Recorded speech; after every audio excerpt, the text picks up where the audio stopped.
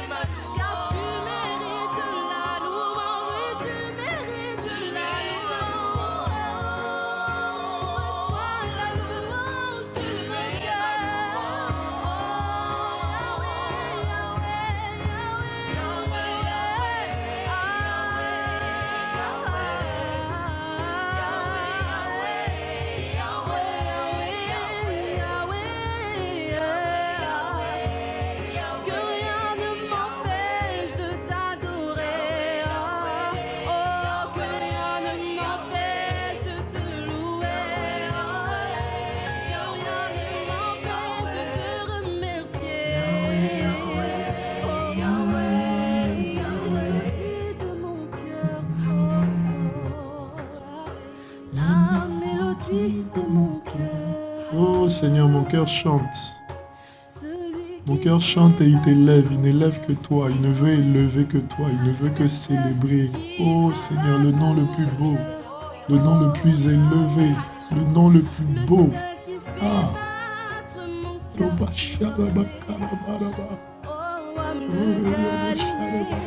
oh, qui est comme toi, qui est comme toi, le héros de ma vie, oh,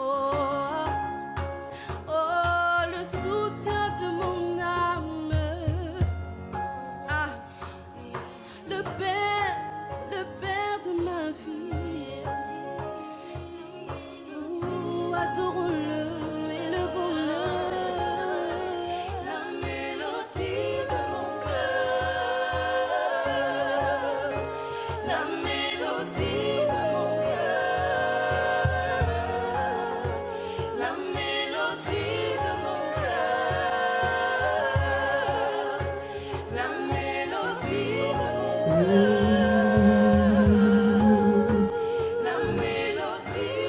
Tu es la mélodie de nos cœurs, la mélodie de nos cœurs, la mélodie de nos cœurs,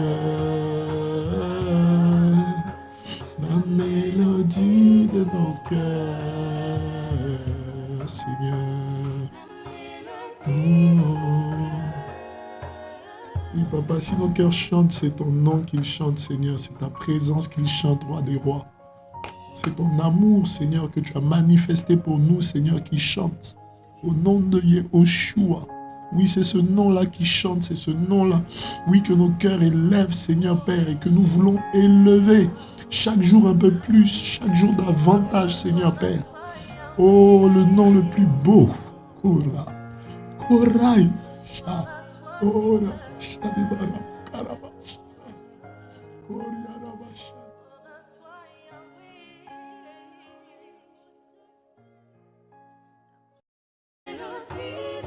Oh. Merci Seigneur, merci Seigneur, merci Seigneur, merci Seigneur, merci pour ta présence, Papa, au nom de Yahushua. Que toute la gloire te soit rendue encore ce matin, Seigneur. Que toute la gloire te soit rendue ce matin encore, Seigneur. L'honneur et la louange, Père, au nom de Yahushua, Papa, au nom de Yahushua, Père, au nom de Yahushua. Merci Seigneur, merci Seigneur, merci Seigneur, merci pour ta présence, Père. Oh, tu combles nos cœurs de joie, Père, au nom de Yahushua. Voilà comme nous pouvons le voir sur ce titre aujourd'hui. Nous voulons parler de la joie que nous donne le Seigneur. Cette joie-là qui fait jaillir de mon cœur, qui fait jaillir de mes yeux des larmes abondantes, comme des torrents d'eau vive, de joie. Oh Seigneur, ton nom, ta présence nous comble de joie, Seigneur. Et c'est de cette joie-là que nous voulons parler ce matin, Père. Merci. Merci pour ta présence, Seigneur. Merci. Merci au nom de Yahushua. Merci, élu de nos cœurs, Seigneur. S'il n'y avait pas cet amour-là pour toi, Père, oh, Père, comment ce serait difficile de te suivre, de marcher, Père. Mais nous voulons nous blottir dans cette joie-là que tu nous communiques, dans cette joie-là que tu nous donnes, Père, au nom de Yahushua. Père, que toute la gloire te soit rendue encore ce matin. Merci, Papa. Merci pour ce jour que tu fais, Seigneur. Merci pour ta présence, Seigneur. Merci pour ton instruction, Seigneur, pour ton esprit, Père.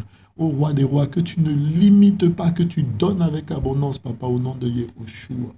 Gloire, honneur, louange à toi, Père. Gloire, honneur, louange à toi, Père. Au nom de Yahushua, Papa. Merci. Frères et sœurs, bonjour encore, bonjour encore, bonjour encore. Vous voyez, je me suis laissé, enfin, voilà, j'ai été emporté, amen, avec ce chant-là et voilà, je veux dire, quand on entre comme ça, là, amen, dans la présence du Seigneur, là, c'est assez, amen, c'est difficile de s'arrêter, amen, amen, amen. Et voilà, il n'y a que le Seigneur pour nous combler de la véritable joie, amen, voilà, et c'est de ça que nous voulons parler aujourd'hui, hein. Voilà, j'étais un peu attristé ce matin, légèrement, me posant beaucoup de questions, beaucoup d'interrogations, tout ça.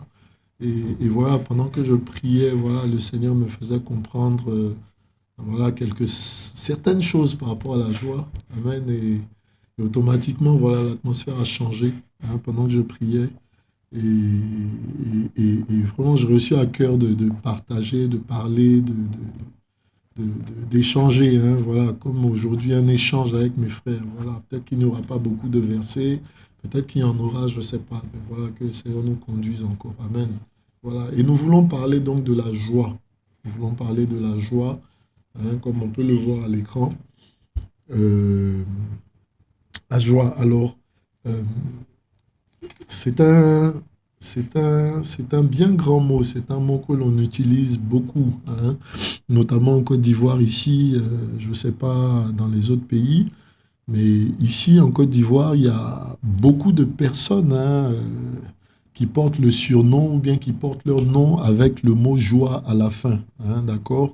Ben, je veux dire, quand on était dans le monde, beaucoup de personnes euh, qui distribuaient la joie, la gaieté autour d'eux, voilà, s'appelaient avec, étaient appelés avec, je ne sais pas comment ça se dit en grammaire, hein, substantif, non, je ne pense pas. Enfin, on ajoutait le mot joie à la fin de leur nom, d'accord? Voilà, donc on pouvait dire Serge la joie ou Alain la joie ou alors soit c'était des personnes qui étaient assez souvent en joie, assez souvent joyeuses, assez souvent euh, rieuses, joueuses et tout, voilà, et ou c'était des personnes qui s'arrogeaient ce titre-là parce qu'elles estimaient qu'elles communiquaient de la joie. Donc, vous verrez, hein, je ne sais pas, je parle de ce que je vois, de ce que je connais, peut-être que vous le retrouverez chez vous. Mais par exemple, ici en Côte d'Ivoire, ceux qui gèrent par exemple des bars, des lieux de distraction, mais souvent le gérant s'appelle La Joie. Momo La Joie, euh, Alain La Joie, Francis La Joie, je ne sais pas, je dis des choses comme ça. Hein, voilà. Certains artistes hein, ont pour surnom leur nom avec affublé du mot joie là-dessus. Hein, voilà, parce qu'ils égayent les personnes, ils donnent la gaieté, ils donnent de la joie. Hein. Euh, quel autre exemple? Hein, il y a des lieux il y a des bars, il y a des endroits qu'on appelle temples de la joie. Voilà, il y a des endroits qu'on appelle temples de la joie où les gens vont là, où les gens vont pour s'égayer, pour trouver de la joie, pour trouver pour se réjouir. Voilà. Hein. Et le mot réjouir est un mot de la même famille que joie. Hein. Joie, jouir, réjouir, réjouissance et toutes ces choses-là. Voilà. Et c'est un mot important hein, que l'on prononce beaucoup.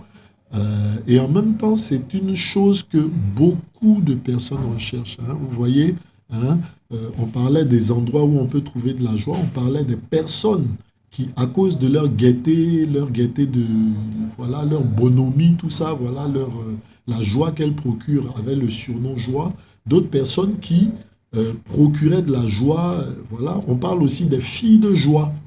Voilà.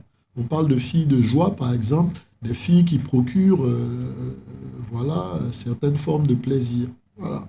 Hein. Donc, on se rend compte au travers de ces choses-là quand même que le monde recherche une chose, le monde recherche une chose, le monde recherche la joie. Voilà, le monde recherche la joie.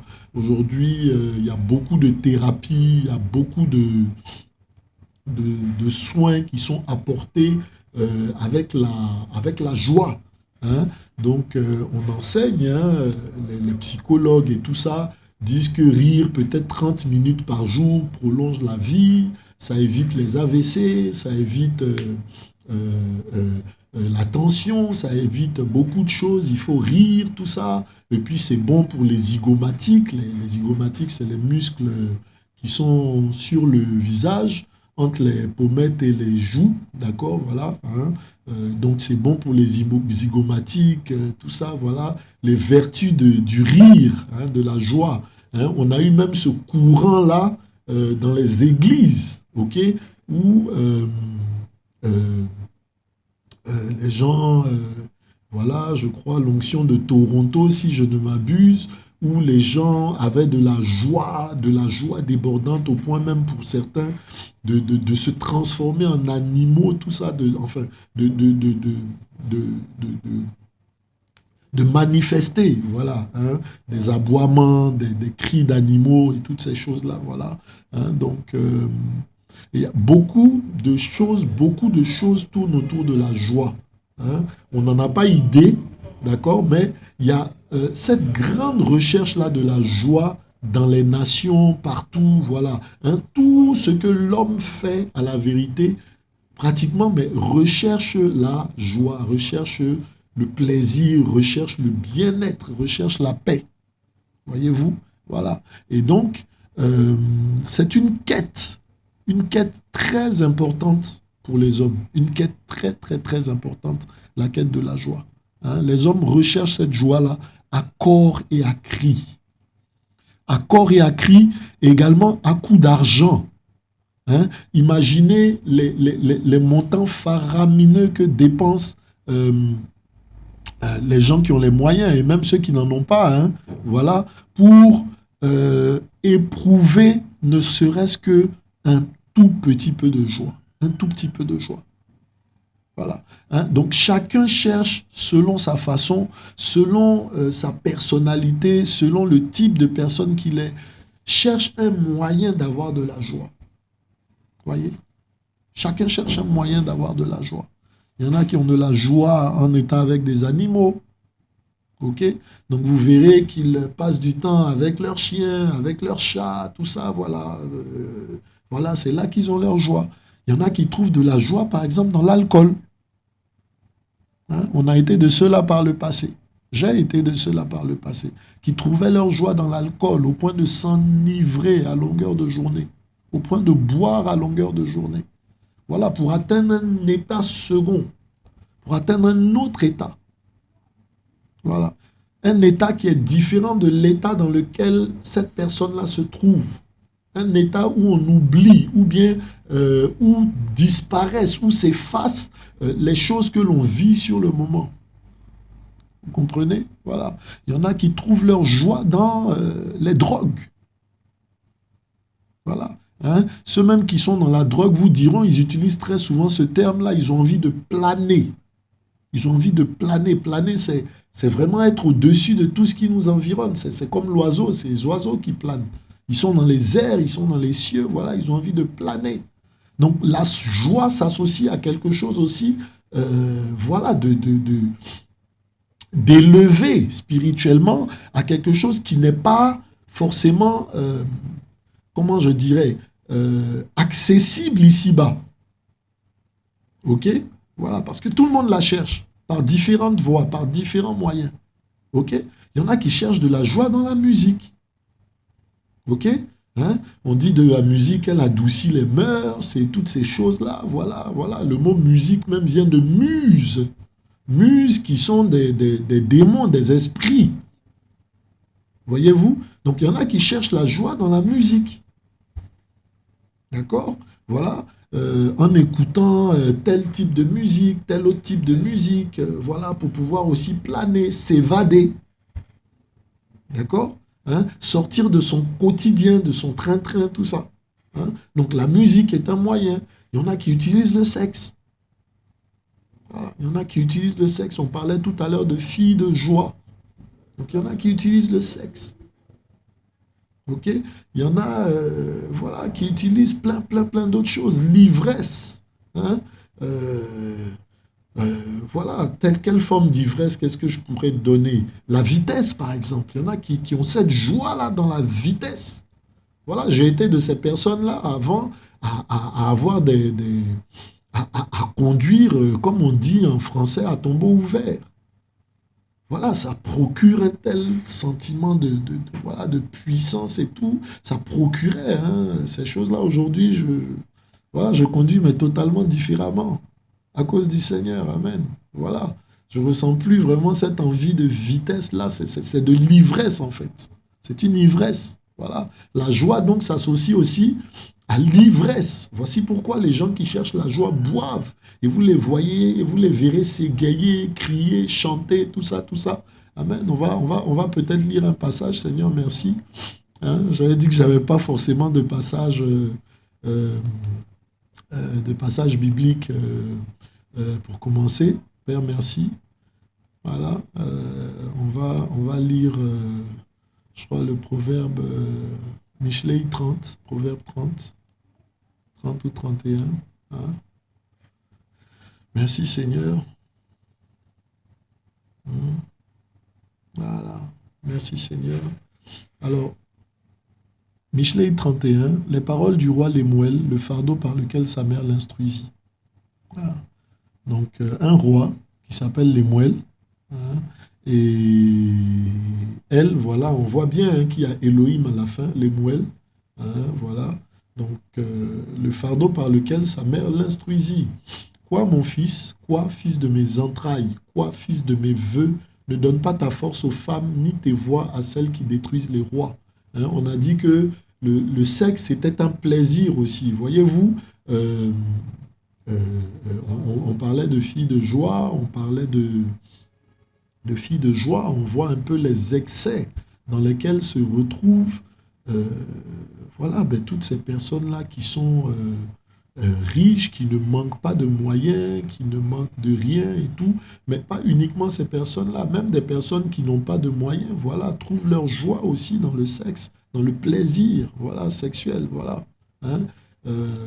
L'hédonisme, on parle de plaisir, on parle d'hédonisme, voilà. Hein.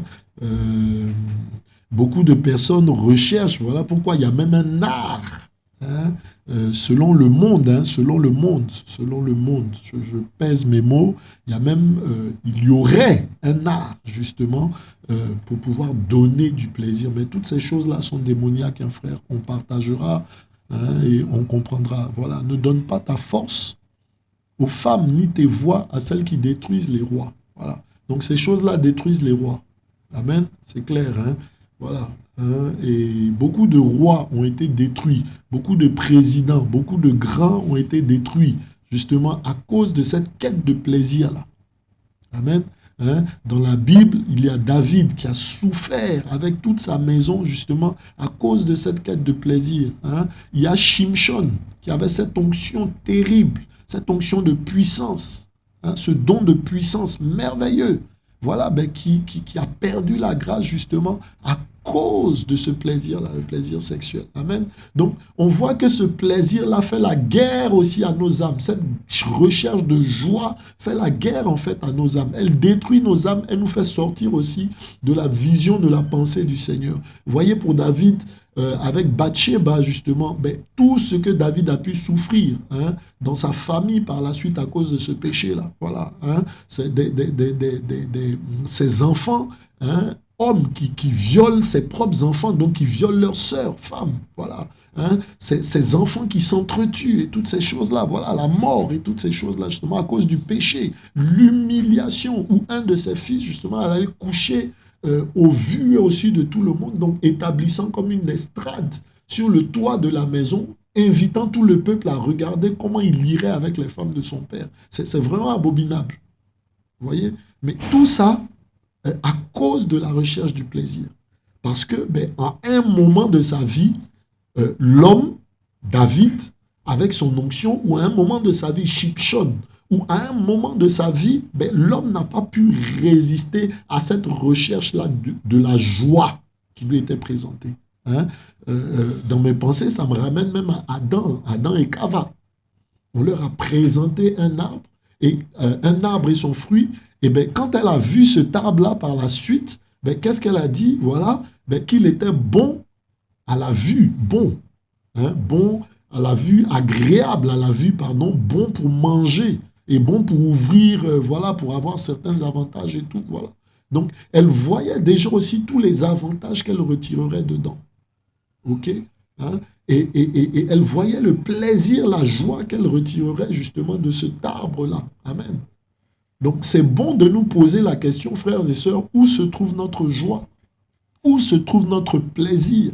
Parce que beaucoup de choses nous seront présentées pour nous offrir de la joie, pour nous offrir du plaisir. Hein? On le voit donc dans le Proverbe 31. Quoi, mon fils, fils de mes entrailles? Quoi, fils de mes vœux? Donc, le fils d'entrailles, le fils des vœux, un fils qu'on souhaite avoir, un enfant donc qui est juste, qui est dans la vérité, ben qu'est-ce qu'il fait? Il ne donne pas sa force aux femmes. Hein? Je fais une petite lucarne pour les adeptes de Gédéon en Côte d'Ivoire. On dit le fils des vœux. Adonai dit que le fils de ses vœux, l'enfant qu'il veut, l'enfant qu'il souhaite, l'enfant pour lequel il élève des prières, il élève des cris, des supplications, pour lequel il donne sa vie, il a donné sa propre vie à la croix, ben cet enfant-là ne donne pas sa force aux femmes. Il ne donne pas sa force à celles qui détruisent les rois. Donc les femmes, n'entendez pas ici qu'il ne faut pas se marier, ce n'est pas de ça qu'il s'agit. Ben voilà, celui qui est marié, ben, qu'il donne sa force à sa propre femme. Ce sera donner sa force à sa propre chair, parce que sa femme, c'est sa chair. Amen, puisqu'ils font un.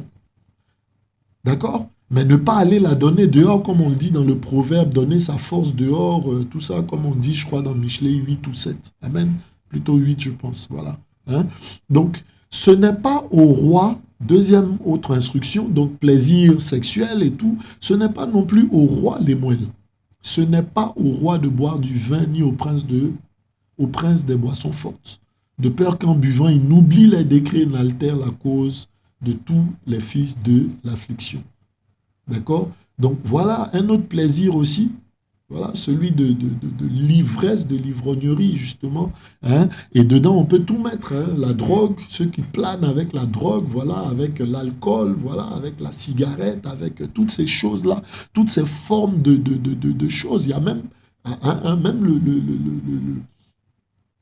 le sucre, hein, pour aller vraiment loin, le sucre, hein, j'ai vu un documentaire dernièrement qui est accessible à tous, hein, ben, le sucre a une vertu qui est plus, en fait, quel terme utiliser, plus addictive.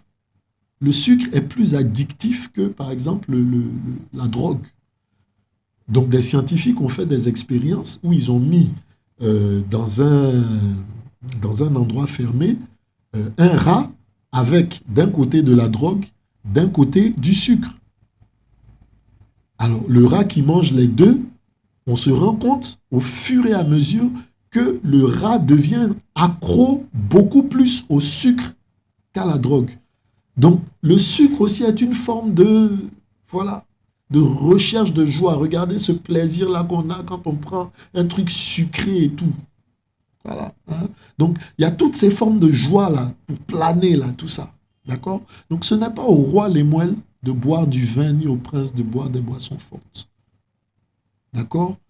Hein? De peur qu'en buvant, il n'oublie les décrets. D'accord? Voilà. Hein? Ici, on dit qu'il oublie les décrets et il altère donc la cause des fils de l'affliction. Donc, le roi qui boit, qui s'enivre, ne tient plus compte du malheureux, ne tient plus compte du pauvre.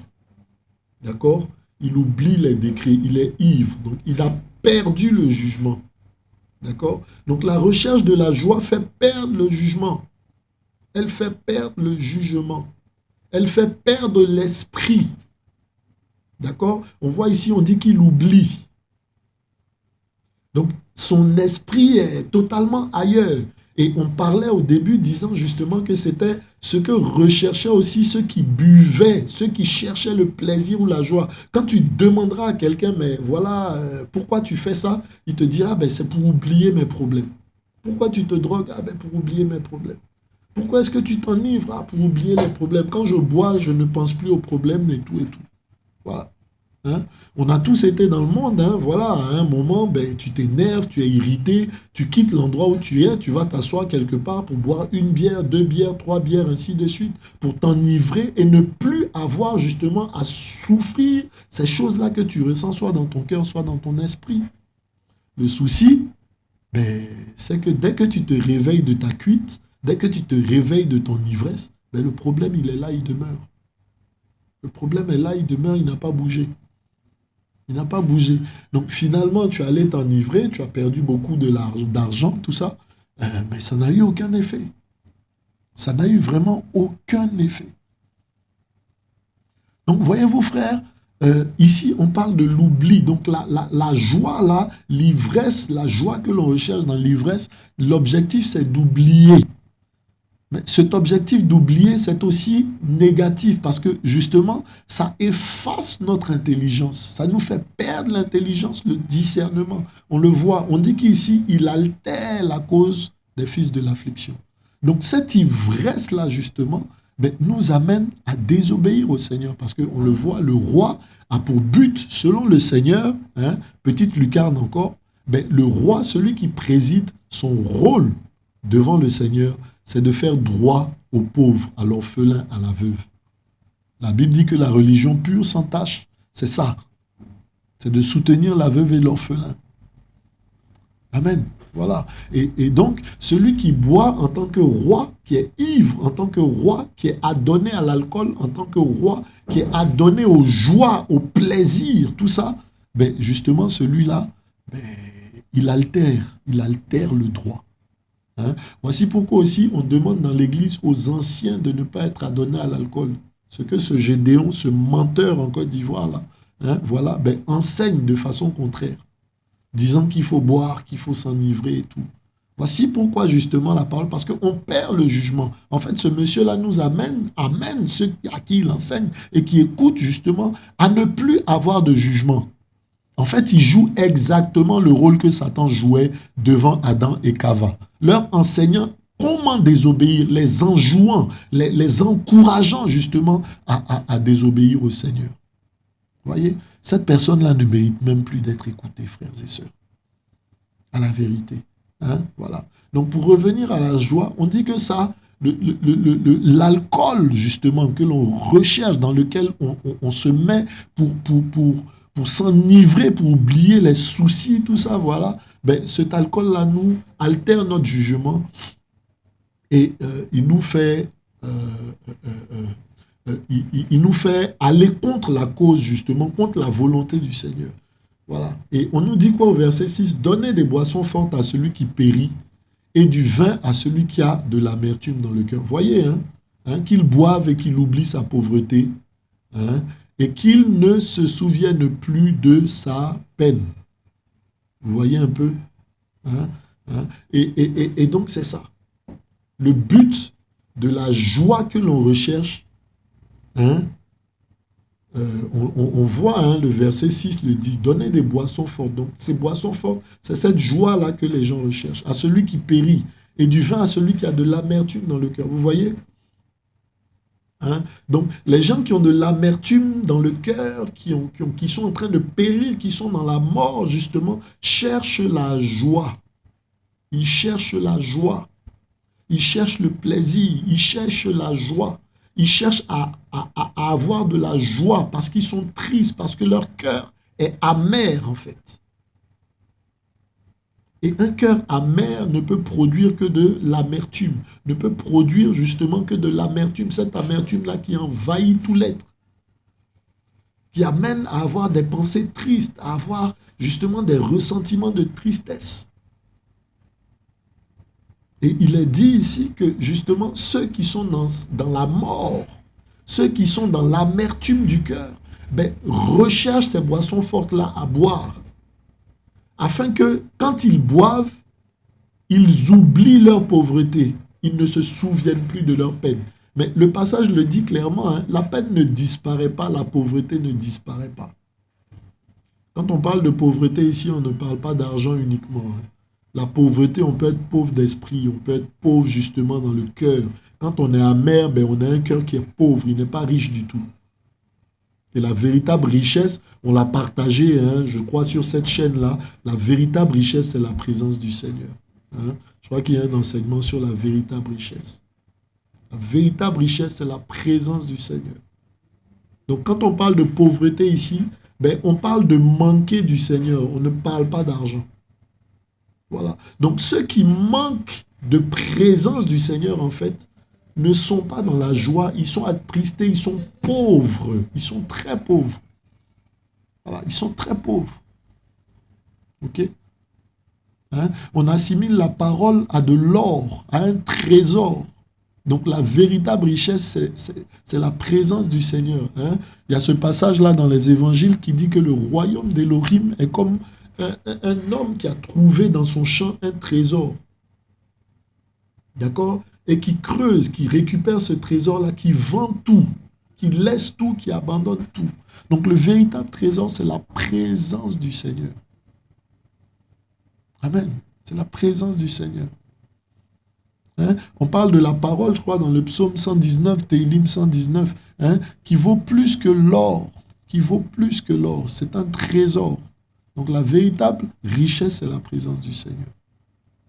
Et il est dit donc que le pauvre qui n'a pas la présence du Seigneur, celui qui est dans la peine, qui est dans l'amertume, qui est dans l'affliction, est celui-là donc qui recherche ces boissons fortes-là. Ces boissons fortes-là, c'est l'image de cette joie-là que les uns et les autres recherchent. Amen. Voilà, donc on disait hein, qu'il y a beaucoup de formes de joie. Il y a des gens qui préfèrent planer, c'est-à-dire ils se mettent au-dessus d'une montagne, voilà, ils mettent des combinaisons, tout ça, voilà, et puis ils se jettent dans l'air pour planer comme des oiseaux. Ils recherchent de la joie. Ils recherchent de la joie, ils recherchent du plaisir. Ok? Voilà. Il y en a il y a tellement de choses, frère. Tellement de choses. Tellement de choses. Hein? Je me souviens par le passé, je n'ai plus cette pensée-là aujourd'hui, mais je sais d'où elle vient. D'accord? Voilà. Mais j'avais ce désir ardent hein, de pouvoir faire de la plongée sous-marine, me retrouver sous l'eau. Pour ceux qui sont spirituels, ils comprendront quel esprit m'animait par le passé. Me retrouver sous l'eau. Hein? Mes émissions préférées, c'était, je me rappelle à l'époque, le commandant Cousteau, et je m'imaginais en train de plonger, tout ça, voilà, et toutes ces choses-là. Voyez d'où quand même le Seigneur m'a sorti, hein, amen, et d'où il est capable de nous sortir tous. Amen. Donc, c'était cette joie-là que je voulais ressentir. Voilà, comme je disais, il y en a qui ont cette joie-là dans l'ivresse de la conduite accélérée et tout. Ok? Dans le sexe, différentes formes de joie. Différentes formes de recherche, en fait, de joie. Voilà, parce qu'à la vérité, ces choses-là ne nous donnent pas de joie. Ces choses-là, en fait, cette recherche constante-là, que l'on voit chez tous et chez chacun, ok? Ben, elle est le signe, en fait, comme on vient de le lire ici, de l'amertume du cœur, de la peine, de la pauvreté. Donc, toutes ces personnes-là, en fait, cherchent à combler quelque chose. Je cherchais par le passé à combler la tristesse que j'avais dans mon cœur, la grande tristesse que j'avais dans mon cœur. Une très grande tristesse. Et ces personnes-là ne se rendent même pas compte à la vérité. Tout comme moi, je ne me rendais pas compte. Je pensais que c'était normal, voilà, d'aller, de se retrouver dans un bar, d'y boire jusqu'à ne plus pouvoir boire, voilà, de rire, de passer du temps avec des amis, d'échanger, de rire aux éclats, de parler de choses inutiles et vaines. Voilà où se trouvait cette joie-là que je recherchais. Voilà comment je recherchais la joie. Voilà. Il y en a qui iront faire des voyages, il y en a qui iront faire tout et n'importe quoi. Je ne suis pas en train de dire que ce n'est pas bon de voyager. Je ne suis pas en train de dire que ce n'est pas bon d'aller, de voir des amis, d'avoir des frères, de passer du temps avec des personnes que l'on aime, du temps de qualité, tout ça, c'est pas ce que je suis en train de dire. Voilà. Mais on recherche de la joie. Il ne s'agit pas de, voilà, je veux être avec mes enfants, je passe du temps avec eux, on va manger, on échange et toutes ces choses-là. Oui, j'ai de la joie à le faire, mais il ne s'agit pas de ça. Hein? Par le passé, ce dont je parle, c'est que, voilà, dès le vendredi, après le travail, ou bien même pratiquement tous les soirs, ben, tu as envie d'être assis au maquis avec tes amis, au lieu d'être à la maison à donner une éducation à tes enfants. Au lieu de passer du temps avec ton épouse, au lieu de passer du temps avec tes enfants. Là, il y a un souci. Mais si justement, tout ce qui accapare ta pensée, qui accapare ton cœur, c'est d'être assis au maquis à écouter de la musique, à boire, à rechercher cette forme de joie-là, il y a un gros souci. Il y a un très, très gros souci. Vous voyez? Il y en a qui trouvent la joie dans la nourriture. On parle de boisson, mais il y en a qui trouvent la joie dans la nourriture. Ok? Hein? Ces personnes-là deviennent voilà, on va dire obèse, grosse, souffre de problèmes après, de santé, et toutes ces choses-là, voilà, ces personnes sont des personnes que la science qualifie de boulimiques. De boulimiques. Voilà, j'étais pas forcément gros obèse par le passé, mais voilà, je parle d'exemples que j'ai sous la main et voilà, j'ai mon exemple à moi. Alors, chaque fois que j'étais contrarié, il me fallait trouver quelque chose d'agréable à manger. Si tu te retrouves dedans, mon frère, ben, c'est une forme de recherche de joie. Dès que tu es contrarié, tu as envie de manger un truc qui te plaît pour compenser la douleur que tu as ou bien la contrariété que tu as. Voilà, je parle à quelqu'un ce soir-là. Hein? Voilà. Dès que tu te sens mal, tu as envie d'un petit chocolat et généralement tu as envie d'un truc sucré. Ok?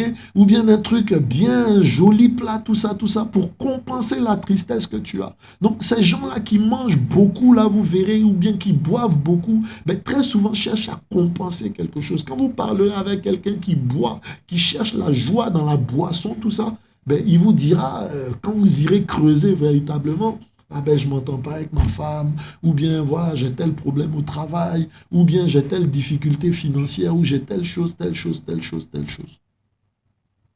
Et c'est la vérité. Ce n'est pas qu'il accuse à tort, mais c'est la vérité. Donc, dans cette quête de joie-là, on recherche justement quelque chose que l'on n'a pas. On recherche la paix, en fait. On recherche le repos de l'âme. Donc, ces personnes-là ont l'âme tourmentée, ont l'âme en peine, ont l'âme abattue, ont l'âme brisée. D'accord? Voilà. Alors que le psalmiste peut dire, ben, mon âme, pourquoi t'as battu au-dedans de moi? Pourquoi t'as battu au-dedans de moi, mon âme? Voilà.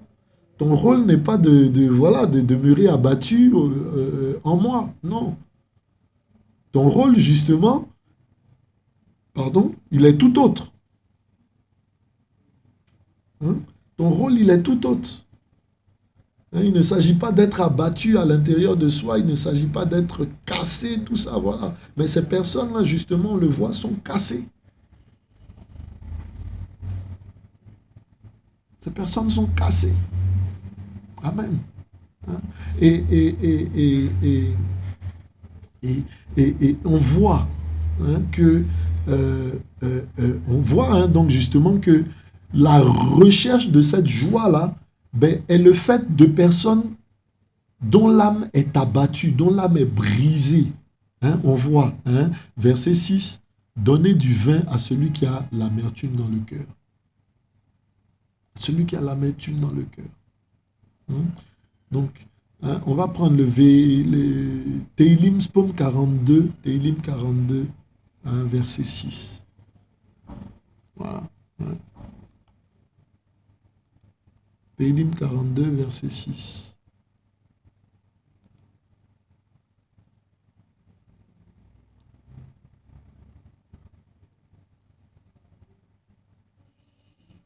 Merci Seigneur. Alors, le Teilim 42, verset 6 dit quoi? Mon âme, pourquoi t'as battu et murmures-tu au-dedans de moi? Vous voyez, ces personnes qui recherchent la joie, là, voilà l'état en fait de leur âme. L'âme au-dedans d'eux est abattue. L'homme au-dedans de ces personnes-là, donc au-dedans d'elles, est abattu, est brisé, est cassé. Mon âme, pourquoi t'as battu et murmures-tu au-dedans de moi? D'accord? Voilà. Donc, c'est une question, justement, que celui qui ressent ces choses-là pose à son âme.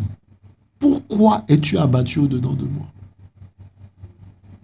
Voilà. Donc, c'est l'état de ceux-là qui recherchent la joie parce que leur cœur est abattu, leur cœur est brisé. L'âme, c'est le cœur.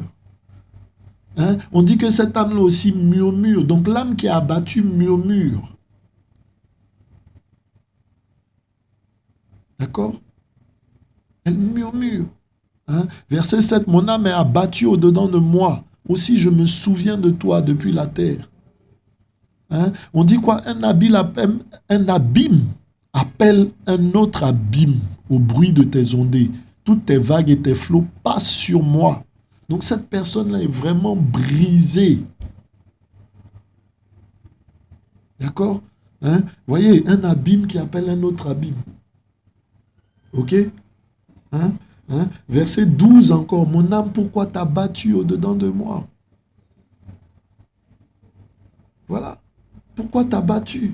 Et il y a cette réponse-là donc qui nous est donnée. Ben, mon âme, pourquoi t'as battu? Espère en qui? Espère en Elohim. Amen. Espère en Elohim. Donc, à la vérité, frère, tous les moyens qu'on utilise pour avoir de la joie, que ce soit de l'alcool, que ce soit le sexe, que ce soit l'ivresse, que ce soit la drogue, mon frère, que ce soit la drogue, toi qui m'entends, qui est dans la drogue, qui est lié par la drogue, qui est enchaîné par la drogue, d'accord? Le Seigneur peut te délivrer, Yehoshua peut te délivrer. La Bible déclare, espère en Elohim. Toi dont l'âme est abattue, toi qui murmures au-dedans de toi, car tu ne sais plus pourquoi même tu es venu sur cette terre-là. Tellement tu souffres, tellement tu es en difficulté, tellement ton âme est en peine. Le psaume 42 te dit, le Seigneur te dit à travers ce psaume, espère en lui, espère en Elohim. Espère en Elohim. Hein? L'auteur dit, je le célébrerai encore, lui, le salut de mes faces et mon Elohim. Amen. Donc toi qui as l'âme abattue, qui recherche la joie, hein, vous verrez certaines femmes, par exemple, vous diront, hein, certaines jeunes filles vous diront, j'ai pas connu mon père, j'ai pas connu l'amour de mon père, et donc je vole d'homme en homme. Et à la vérité, voilà, ben, ces jeunes filles-là recherchent cet amour-là qu'elles n'ont pas reçu, l'amour de leur papa.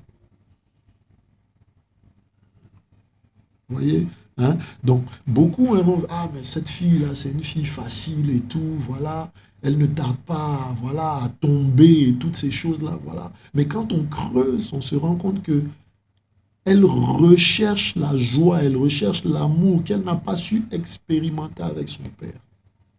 Soit parce que le père est mort trop tôt, soit parce que le père était quelqu'un d'absent, soit parce que le père était quelqu'un de dur et toutes ces choses-là, voilà.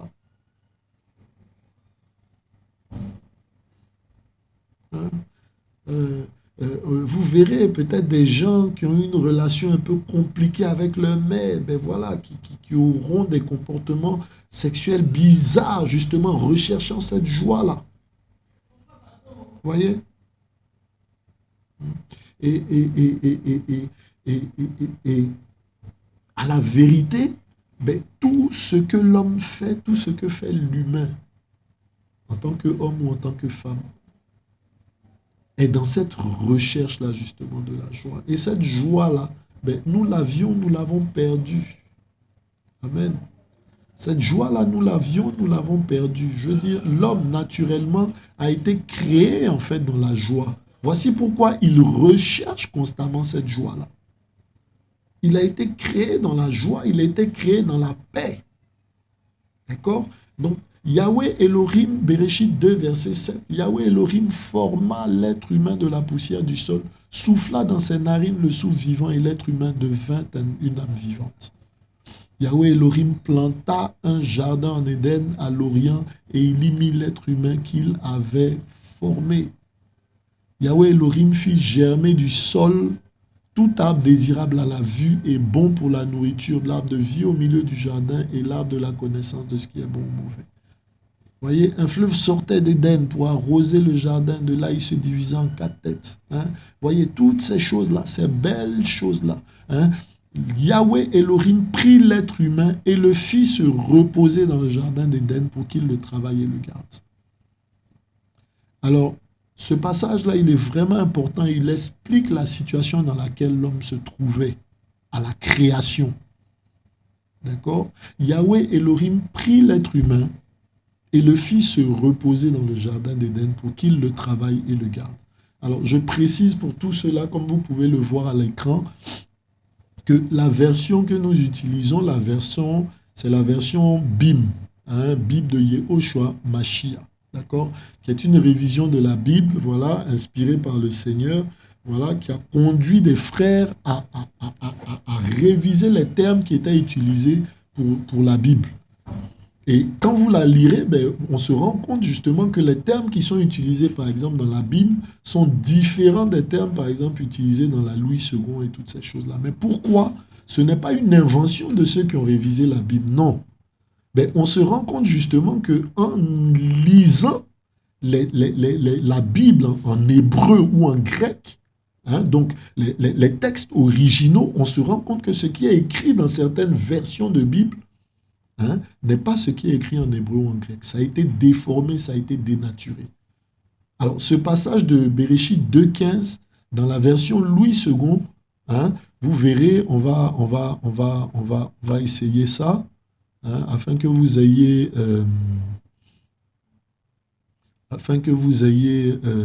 voilà, donc une autre version de Bible, voilà, on va prendre, voilà, dans la version Louis II, Bereshit 2.15, hein? Voilà. Alors, ici, sur votre gauche, hein, c'est la version BIM. Hein? Sur votre droite, à l'extrême, c'est la version Louis II.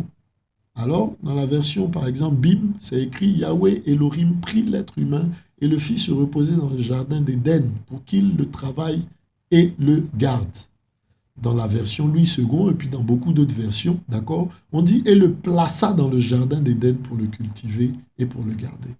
Oui, c'est vrai que quand on prend quelqu'un, on le place quelque part, on le pose quelque part, d'accord. Donc, ça indique, dans la version Louis II, hein, déjà qu'il n'est pas très juste parce que le terme qui est utilisé,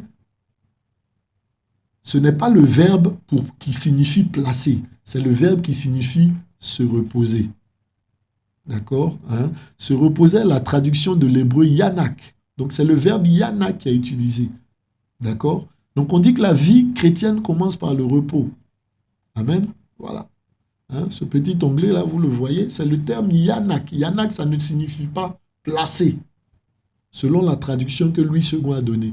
Yanak, ça signifie se reposer. D'accord? Ça signifie se reposer. Amen. Alors, pourquoi enlever se reposer et mettre se placer? Alors, placer, ça indique simplement la situation géographique. Donc, enlever de là où il a été formé, peut-être, voilà, ou bien formé quelque part, et puis placer à un endroit. Donc, ça n'indique pas toute la dimension de la situation dans laquelle l'homme se trouvait. Ça indique simplement sa situation géographique. Je suis à Abobo, oui, tu es à Abobo, mais dans quel état es-tu? Ah, je suis en danger à Abobo. C'est plus précis. Donc, le fait se reposer, c'est beaucoup plus précis et c'est le terme exact qui est utilisé dans l'écriture en hébreu, dans les écrits en hébreu. Yanak. D'accord? Et se reposer, c'est quoi? Non seulement donc, on a la situation géographique, il est dans le jardin d'Éden, mais en même temps, il est dans le repos, dans la paix, dans la joie, dans la sérénité. Voilà la position dans laquelle l'homme se trouve. Là, on a toutes les dimensions de la situation de l'homme. Saisissons la différence. Elle est très grande. Elle est très grande. Être placé, bon, ben, c'est être juste à un endroit. Ben, être dans le repos, à ce même endroit, c'est tout à fait différent. Ça donne une toute autre connotation. Et c'est cette connotation-là que les textes originaux donnaient. L'homme a été mis dans le repos, dans le jardin.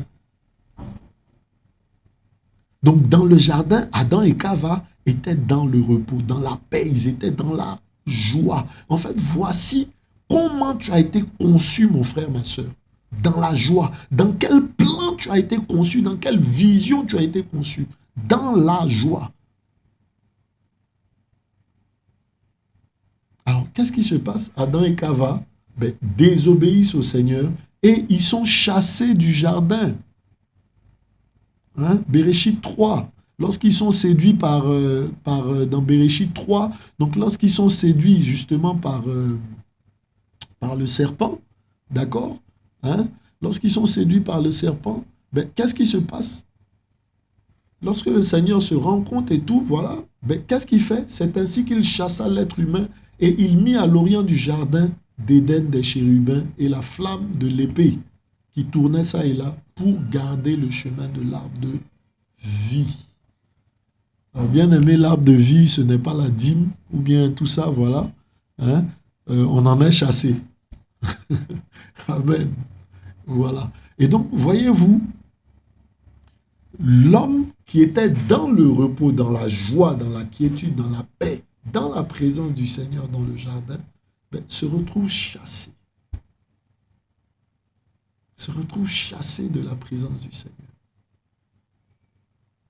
Donc voilà déjà la première raison fondamentale justement ben, de ce que tout homme recherche de la joie. Parce que l'homme a été créé, la vision de l'homme, c'est d'être dans la joie. Et donc, lorsque tu n'es pas dans cette joie-là, dans ce repos-là, ben, tu recherches par d'autres façons, par d'autres moyens.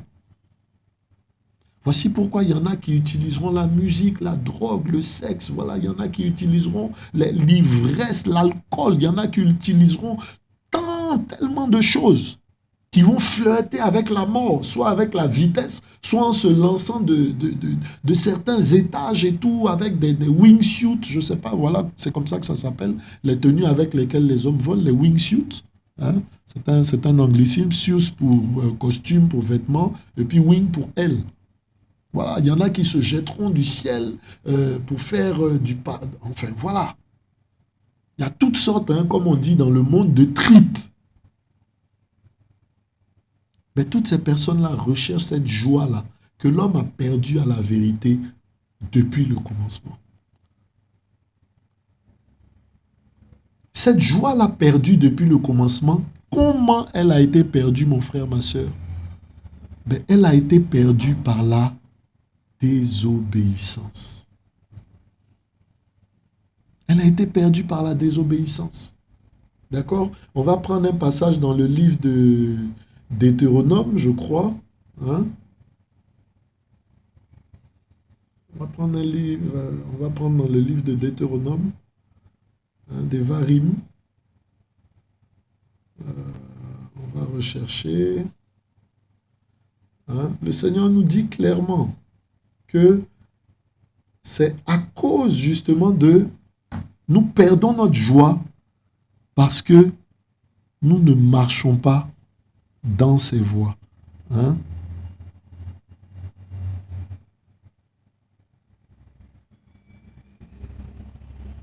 Amen. Donc, qu'est-ce qui se passe dans Béréchit 3? On voit que le serpent séduit Adam et Chava. Et donc, comme à partir du moment où ils se mettent à obéir à sa parole, à pratiquer sa parole, ben ils sont chassés de la présence du Seigneur, comme on l'a vu justement dans le Béréchit 3. Voilà. Hein? Alors, on va prendre le livre de Devarim, Devarim, Deutéronome, au verset 28, au chapitre 28, pardon. Hein? Au chapitre 28, hein, on voit justement, hein, on voit comme le titre l'indique, les bénédictions qui accompagnent l'obéissance. Donc, bénédiction, c'est le bien. Hein, c'est ce qui est bien à la vérité. La joie se trouve donc dans ce qui est bien. Voici en fait comment tu as été créé. Parce que l'homme a perdu la joie lorsqu'il a arrêté de pratiquer le bien. Donc le seul moyen, mon frère, toi qui cherches la joie dans le sexe, ben, c'est un faux moyen, tu n'y trouveras pas la joie. Toi qui cherches la joie dans l'alcool, tu n'y trouveras pas la joie. Toi qui cherches la joie dans l'ivresse, dans des tripes, dans des choses dangereuses, compliquées, tu n'y trouveras pas la joie. Toi qui trouves la joie en détruisant ton corps, tu n'y trouveras pas la joie, mon frère. Parce que la joie se trouve où ça? Dans la présence du Seigneur. Le repos se trouve dans la présence du Seigneur, le repos pour ton âme, qui murmure, qui est tourmentée, qui est abattue. Le repos se trouve dans la présence du Seigneur. Elle a été perdue lorsque l'homme a été chassé du jardin, chassé de la présence du Seigneur, on l'a vu. Amen. Donc on voit les bénédictions qui accompagnent ici l'obéissance. Et au verset 47, donc si tu fais, voilà tout ce que le Seigneur fera. Voilà. Et au verset 47, voici ce que le Seigneur nous dit. Hein? Et parce que tu n'auras pas servi Yahweh ton Elohim avec joie et de bon cœur malgré l'abondance de toutes choses, tu serviras dans la faim, dans la soif, dans la nudité et toutes ces choses-là. Amen. Voyez, on parle de servir dans la joie. Servir avec joie. La joie, en fait, se trouve dans quoi? Dans le service du Seigneur. La joie se trouve dans la présence du Seigneur. La joie se trouve dans l'intimité, dans l'obéissance, en fait, à la parole du Seigneur. Dans Devarim 28, le Seigneur cite tout ce qui arrivera de bien à son peuple s'il marche selon ses voies. Tout comme, justement, en Béréchit 2, il dit à l'homme, tu mangeras de tous les arbres du fruit, de tous les arbres du fruit, de tous les arbres du jardin, sauf du fruit de l'arbre de la connaissance du bien et du mal. Car si tu manges, tu mourras, tu mourras. Voyez-vous, il disait encore, le Seigneur dit ici dans Devarim 28, là, je mets devant toi le bien et le mal, la vie et la mort. Mais je te dis, choisis la vie, choisis le bien. Voilà. Donc le bien, le repos, la joie, la paix se trouve dans la présence du Seigneur, dans la présence de Yahweh, d'Adonai, de Yehoshua Hamashiach. Voici le seul en fait qui peut restaurer ton cœur, qui peut te redonner la joie. Parce que cette joie-là, tu l'as perdue en perdant la présence du Seigneur. Et ce Seigneur-là que tu as perdu, cette présence que tu as perdue là justement, c'est la présence de Yehoshua Hamashiach. C'est la présence du roi des rois, c'est la présence du Seigneur des seigneurs. Voyez-vous, voici pourquoi justement le jour où il descend sa présence, il descend son esprit. Quelle joie! Quelle joie, quelle joie, quelle joie, quelle joie. Une joie qui envahissait tellement le peuple d'Élohim, tellement ceux-là qui étaient, les 120 qui étaient dans la chambre haute, qui se mirent à crier, à proclamer dans diverses langues les louanges du Seigneur. Les louanges du Seigneur, ils ne pouvaient pas se taire. Peu importe la situation dans laquelle ils se trouvaient. Leur joie était grande au point qu'ils proclamaient. La véritable joie se trouve dans la présence du Seigneur. Amen. La joie se trouve dans la présence du Seigneur seul, au point justement Amen. Au point justement où Stéphanos, Étienne, qui était lapidé, persécuté, tout ça, qu'est-ce qu'il voyait, hein? On regarde quand on prend son visage dans le livre des Actes, hein? On va le lire, merci Seigneur. Voilà. Il était rempli de joie. Il était rempli de joie. D'accord? Il était rempli de joie au point où, pendant la persécution, pendant qu'on le lapidait, pendant qu'on le battait de pierre et tout, on dit que son cœur, son visage rayonnait, son visage resplendissait. Hein? Comment est-ce que ces choses-là sont possibles? Comment est-ce que ces choses-là sont possibles? Amen. Hein? Stéphanos, c'est dans Acte 6. Bien plutôt même Acte 7, beaucoup plus loin. Hein? On va prendre Acte 7 à partir du verset... on va prendre peut-être à partir du verset 50. Amen. Merci Seigneur. Hein? On va prendre à partir du verset même 57. Voilà. Mais criant à grande voix, ils se bouchèrent les oreilles et se précipitèrent sur lui d'un commun accord. Donc voilà, on voit, hein, et il dit, voici, je vois les cieux ouverts et le Fils d'humain se tenant debout à la droite d'Élohim. Mais criant à grande voix, ils se bouchèrent les oreilles, se précipitèrent sur lui d'un commun accord. L'ayant tiré hors de la ville, ils le lapidèrent et les témoins déposèrent leurs vêtements au pied d'un jeune. Amen. Au pied d'un jeune nommé Shaoul, hein, Paulos. il le lapidait, Stéphanos, qui priait et disait, Seigneur, Yehoshua, reçois mon esprit. Et s'étant mis à genoux, il cria d'une grande voix, Seigneur, ne leur impute pas ce péché. Et quand il lui dit cela, il s'endormit. Amen. Il s'endormit. Voyez-vous, il s'endormit. Donc, malgré la persécution, malgré les cris, malgré le fait qu'ils soient en train d'être lapidés, tout ça, il s'endormit. Amen. Hein? Et il priait parce qu'il avait cette joie-là. Hein? Au moment justement où on allait le lapider jusqu'à la mort, mais il disait quoi? Qu'il voyait le Seigneur. Il voyait les cieux ouverts, il voyait le Seigneur. Cette merveilleuse vision qu'a eu Jacob. Amen. Voilà. Et il y a cette joie-là qui se trouve dans la présence du Seigneur.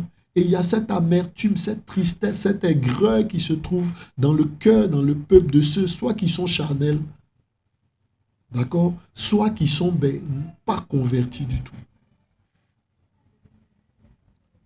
Et nous avons besoin, frères, d'expérimenter la présence du Seigneur, la joie que donne le Seigneur. La Bible dit qu'il renouvelle chaque matin.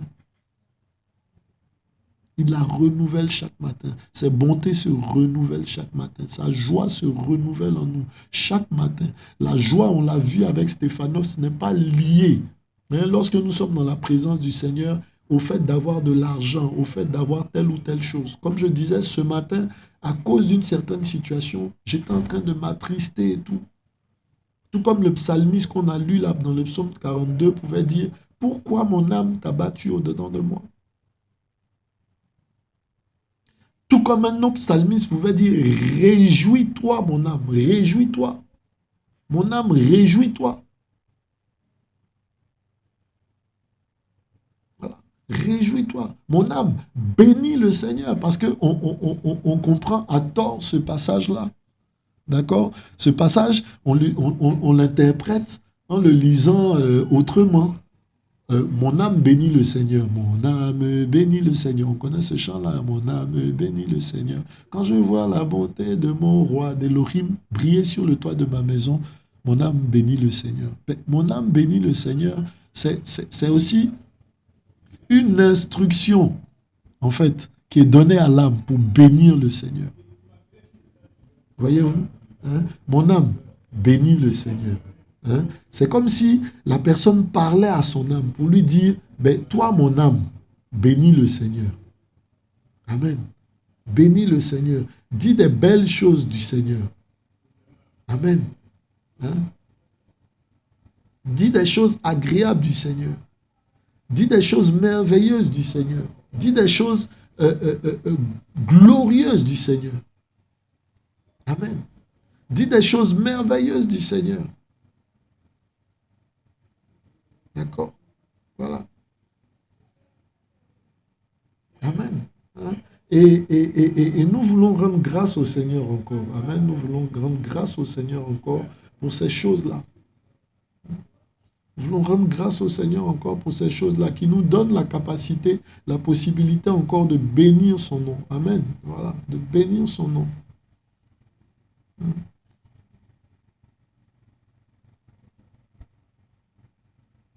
Amen. Voilà. Et que toute la gloire soit rendue au Seigneur. Voilà. Nous avons véritablement besoin de retrouver cette joie-là qui se trouve en lui.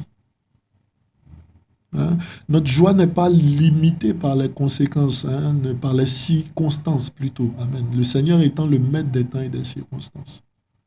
Alors, quand notre joie est limitée par les circonstances, c'est-à-dire j'ai eu un examen, ouais, je suis heureux. J'ai eu de l'argent, waouh, je suis heureux. J'ai eu tant, waouh, je suis heureux. Notre joie est fonction justement de ces choses-là que l'on peut avoir ou posséder. La joie véritable, comme on dit, se trouve dans la présence du Seigneur. Alors lorsque j'ai le Seigneur, lorsque je suis en intimité avec lui, il remplit mon cœur de joie. Parce que à la vérité, j'ai retrouvé en tant qu'humain ce que j'ai perdu lorsque j'ai été créé. Donc je suis comblé, voilà le terme exact. La présence du Seigneur nous comble. Parce qu'il y a quelque chose qui nous manquait, sa présence. Cette chose-là que l'on cherche à travers tout et n'importe quoi, sans jamais pouvoir trouver, sans jamais pouvoir être satisfait. Mais seulement la présence du Seigneur nous comble, de sorte que l'on ait le manger, que l'on ait le boire, que l'on n'ait pas le manger ou le boire, mais que notre âme soit dans la joie. C'est peut-être difficile ce que je dis. Oui, mais là, ce matin, j'étais en train de me laisser attrister, de laisser mon âme être attristée. Et le Seigneur m'a repris. Et dans mon esprit, c'était maintenant, je ne dois pas avoir de la joie uniquement dans les temps agréables, uniquement devant une victoire. Mais je dois bénir le Seigneur en tout temps. Rendre gloire au Seigneur en tout temps pour tout ce qu'il fait. Car il n'a pour moi que des pensées de bonheur, des pensées de joie. Il souhaite que mon âme prospère comme prospère l'état. Il souhaite que je sois prospère comme prospère l'état de mon âme. Donc que jamais mon âme soit abattue. Voilà. Parce que celui qui a l'âme abattue ne tarde pas justement à maudire le Seigneur, à dire des choses qui ne sont pas justes sur le Seigneur, à accuser le Seigneur. Hein? On peut le voir dans le proverbe 30. Hein? Dans Michelet 30. Amen. Voilà. Et donc, nous avons besoin de la présence du Seigneur. Nous avons besoin de cultiver l'intimité avec le Seigneur. Il est celui qui rend nos pieds semblables à ceux des biches. Il est celui qui nous fait marcher sur les lieux élevés. Il est celui qui remplit nos cœurs de joie. Il est celui qui dresse une table en face de nos ennemis. Il est celui-là qui, simplement par sa seule présence, illumine nos vies de joie et de bonheur. Amen. Il est l'époux tendre, l'époux aimable, l'époux fidèle, qui ne trahit jamais, qui ne trompe jamais. Amen. Il est la véritable source de joie. Hein? Il disait à la Samaritaine, des fleuves d'eau vive jailliront de ton sein jusque dans l'éternité.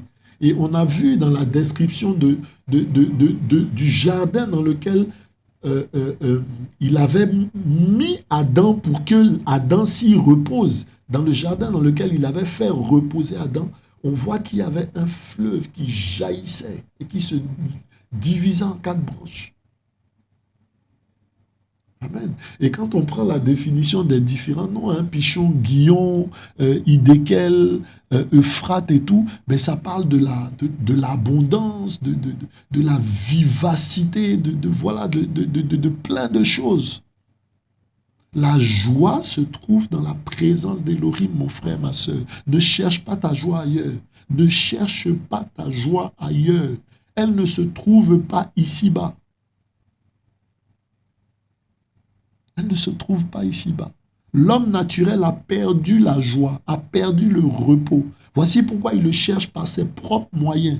Mais tes moyens ne te donneront pas la joie. Seul le Seigneur peut te combler de joie, mon frère, ma soeur. Je veux t'encourager, je veux t'inviter à te tourner vers lui. Parce que à la vérité, c'est là que tu as perdu la joie, dans la désobéissance.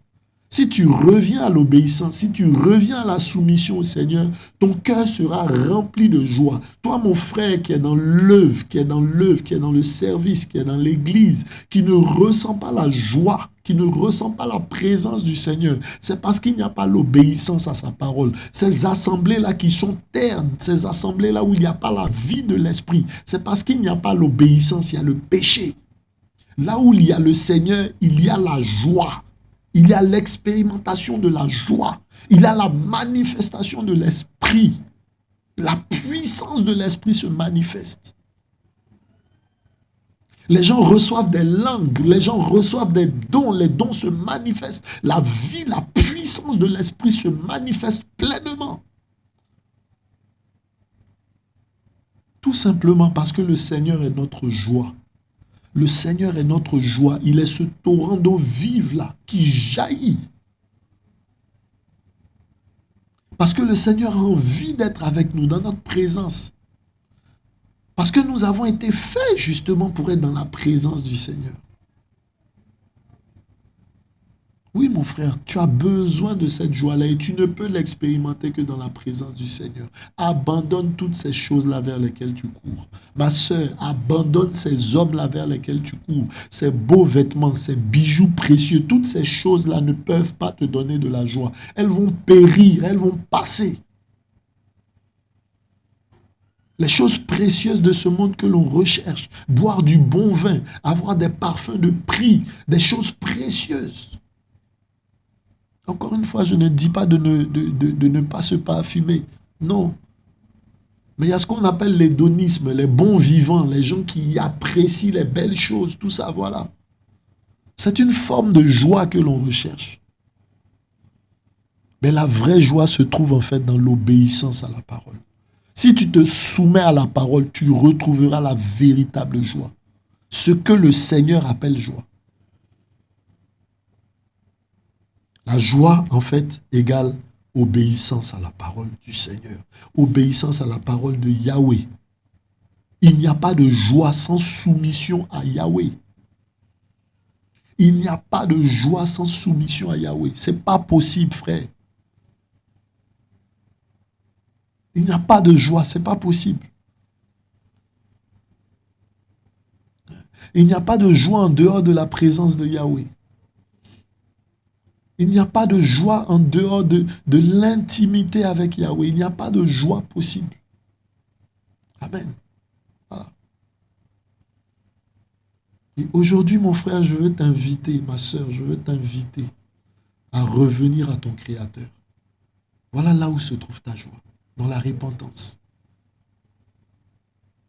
Voilà là où se trouve ta véritable joie. Là où tu expérimenteras véritablement la joie, dans la repentance. Lorsque tu fléchiras à genoux devant ton Elohim, lorsque tu confesseras son nom, lorsque tu élèveras des mains vers lui. Oh, merci Seigneur.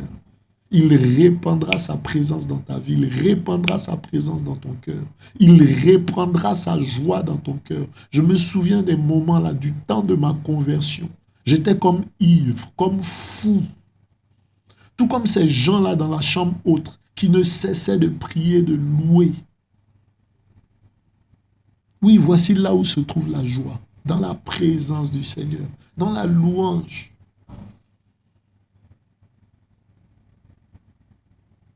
Parce que ton cœur est purifié, lavé. La joie se trouve dans le fait que tes péchés sont pardonnés, mon frère. Voici pourquoi les humains n'ont pas la joie et qu'ils cherchent dans d'autres choses. Parce qu'ils sont accablés par le péché, sans même le savoir. Ils sont attristés. Leur âme est naturellement attristée. Parce qu'elle est vendue au péché. Elle est marquée par le péché, par le sceau du péché. Ils ne peuvent pas expérimenter de joie. Ce n'est pas possible. Ils ne peuvent expérimenter que des moments,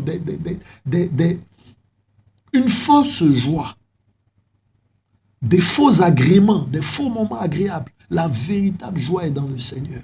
Lorsque tes péchés sont ôtés, lorsque tu es délivré, tes chaînes sont brisées, tes mains sont libres pour servir, pour adorer le Seigneur. Voilà là où se trouve la joie, mon frère, ma soeur. Voici pourquoi David pouvait danser comme un fou, au point où sa femme l'a regardé pour dire, mais voilà, tu ne te comportes pas comme un roi, parce que la présence du Seigneur était revenue. Seigneur, merci. On va lire ce passage-là, voilà.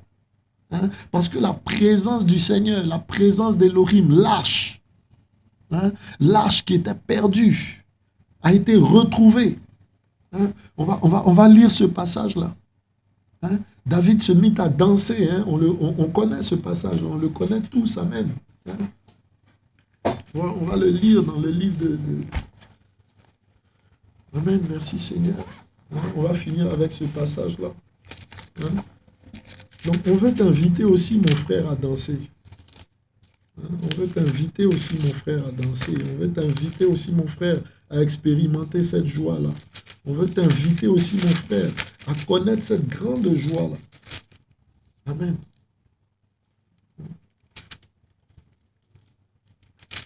Amen. Merci Seigneur. Hein?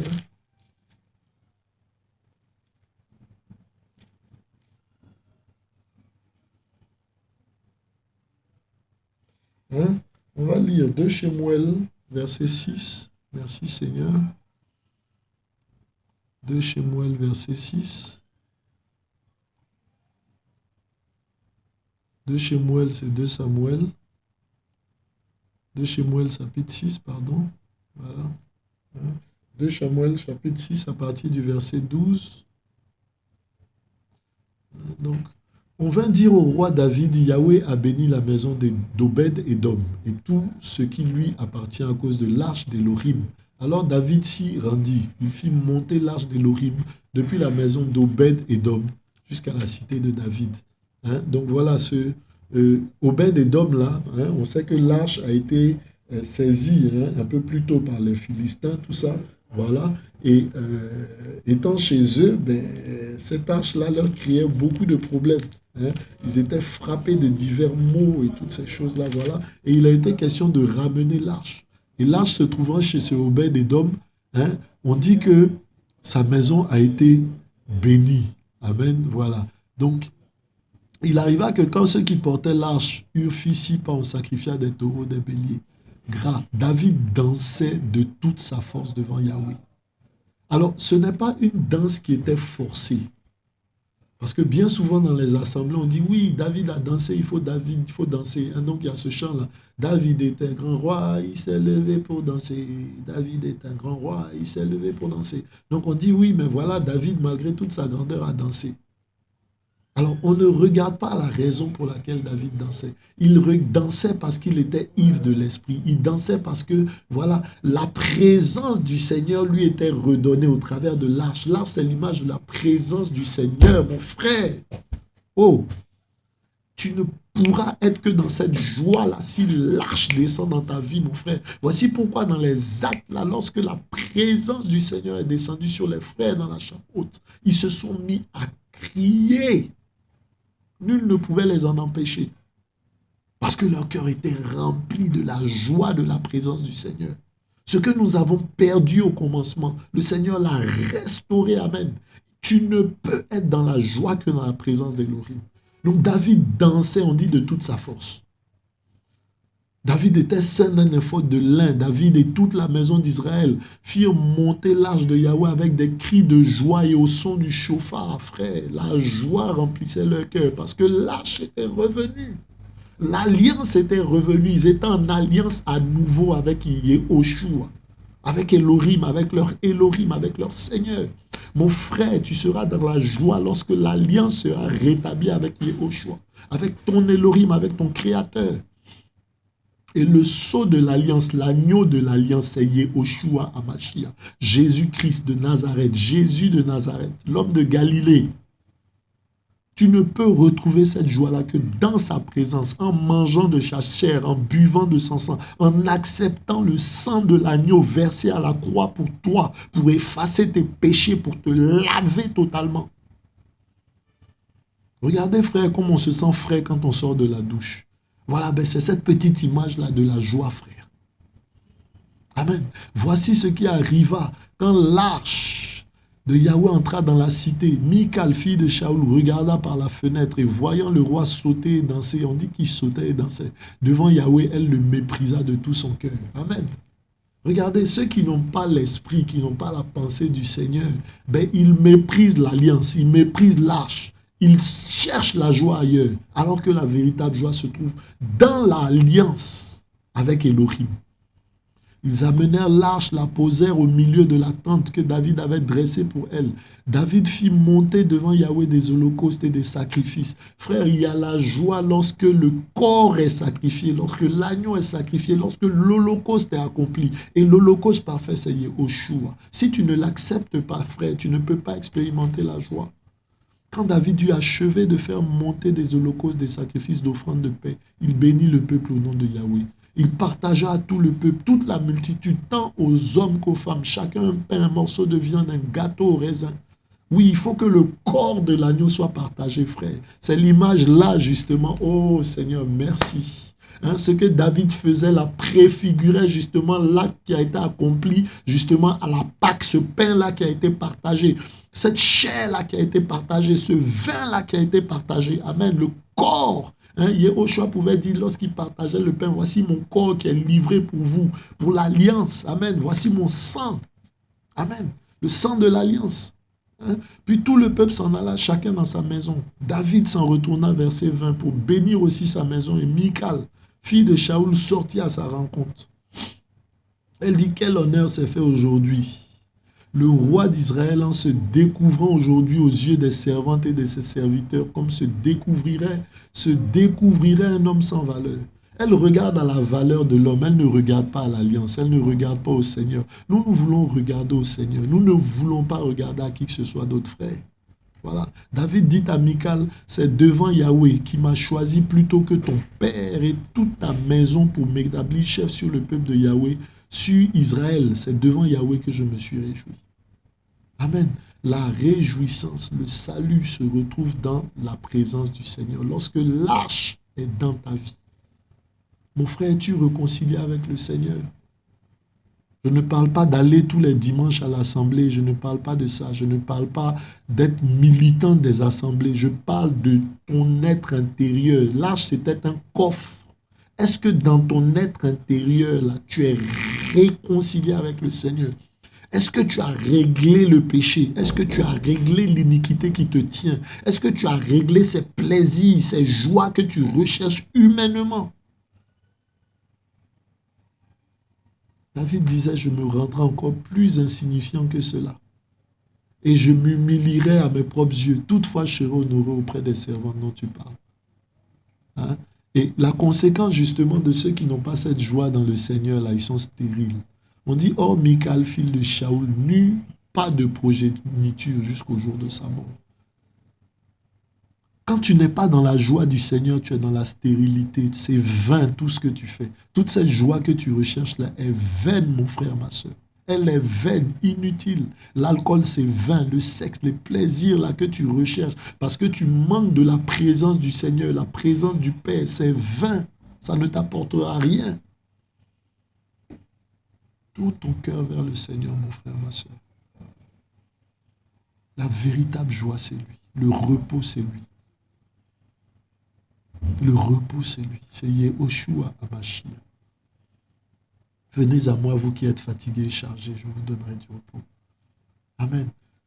Venez à moi, vous qui êtes fatigués et chargés, je vous donnerai du repos. Il est celui qui nous restaure, qui nous rétablit dans cette situation-là dans laquelle la vision du Père nous avait toujours voulu.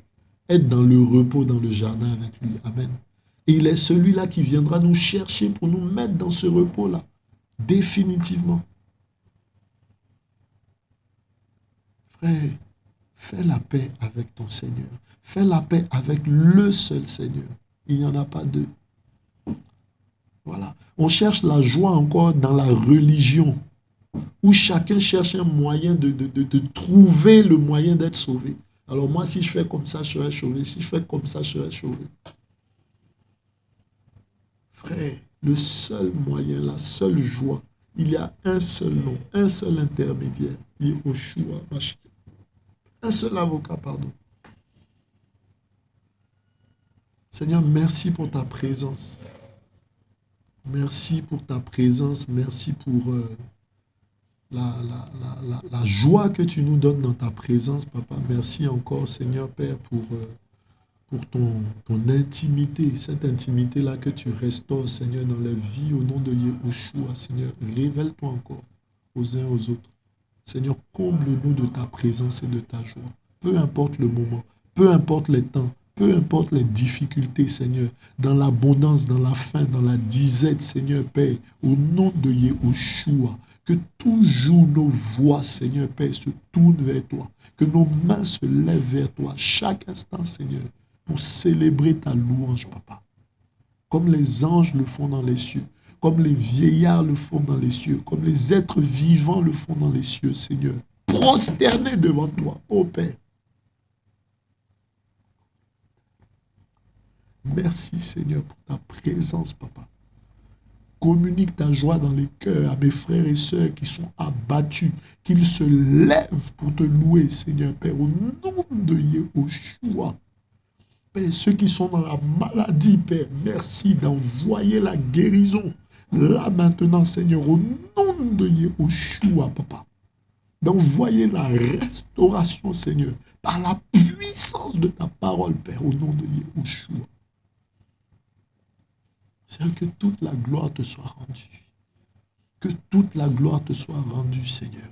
Les maladies incurables, les condamnations, Seigneur Père, par au roi des rois, la médecine, Seigneur, toutes ces choses-là, papa, tu les as vaincues à la croix, Seigneur. Renouvelle la joie de tes enfants, Père, au nom de Yahushua, Père. Que toute la gloire te soit rendue, Père. Que toute la gloire te soit rendue, Seigneur. Au nom de Yahushua, Père. Merci. Merci, Adonai. Bien-aimé, que le nom du Seigneur soit béni. À bientôt encore. Et voilà, que la joie du Seigneur soit notre part. Amen. Voilà, à bientôt encore et gloire au Seigneur. Amen. Amen, amen, amen, amen. Et au revoir. À bientôt.